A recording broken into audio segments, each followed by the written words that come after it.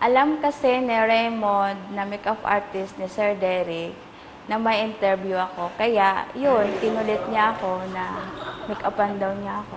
Thank you, Yaya. I love you so much. Okay, ready na yung outfit niya. Uwi na ako.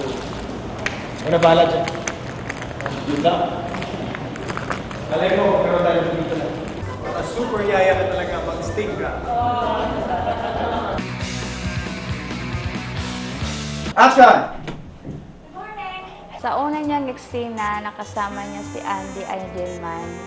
Binigyan ko siya ng kopi at saka tubig. Yung coffee niya, normally black, konting sugar lang. Thank you, Yaya. I love you so much. Habang nagsisit up si Sir Derek, nakipagkulitan muna ako sa mga kaibigan ko, si Alan, si Jobilin, si Annabel, doon sa room ni Sir Derek.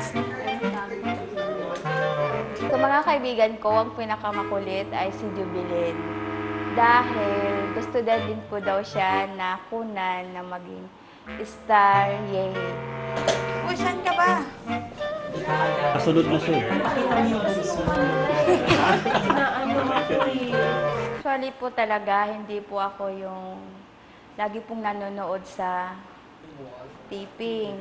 Pero kanina, napilitan lang po ako. Kaya yung pag nakikita niya ako, super niloloko niya talaga ako. Na tuwing may inaabutan ko siya ng kailangan niya, halimbawa tubig, niloloko niya ako lagi. Niyayakap, kunwari halikan, Kanina, tinitingnan ko yung video kasama si Derek Noel. Tinitingnan ko kung ano ang itsura ni Sir Derek. Katapos ng ilang eksena, bumaba na rin kami, mga bandang alauna at nag-lunch break na kami. Ulam namin ay pritong manok, ginataang isda sa kasitaw. Tapos namin mag-lunch break, lumabas siya, bumili siya ng Japanese food.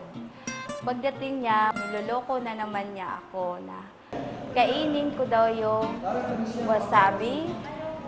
Hindi ko kinain, niloloko niya ako. Kung kainin ko daw yung bibilhan pa daw niya ako ng maraming Japanese food. Ilang oras ng lunch break niya, umakyat na naman kami ulit sa taas. Doon, wala naman akong magawa. Nagpunta ko doon sa mga cameraman. Nagtulitan ako doon. Kunwaring nag-re-record, may nakaano pang headphone.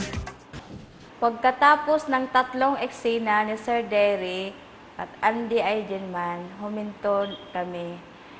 Alam kasi ni Raymond na makeup artist ni Sir Derek na may interview ako. Kaya, yun, kinulit niya ako na make-upan daw niya ako. Yun, pumayag naman ako. Ano bahala? Oh, Bakit? ito. Kulot yung buhok. Paki-ready na yung outfit niya. Yung wardrobe team, may nahanap na pantalon at sapatos. Kaya hinanap ko muna yon dahil importante daw yun sa continuity sa susunod na eksena niya. Alright guys, it's a wrap. Back up na kami. Thank you so much, Star Yaya. Ano, ready na? Mapulit na ta. Ha? Hindi ka. Smile. Bye. Sobrang bait niya po talaga sa amin. Kaya nagpapasalamat po ako sa kanya dahil pinakita niya sa amin ng mga kasama niya sa bahay. Kaya tinitingala ko po siya na hindi bilang artista, mabait pa sa mga kasama niya sa bahay.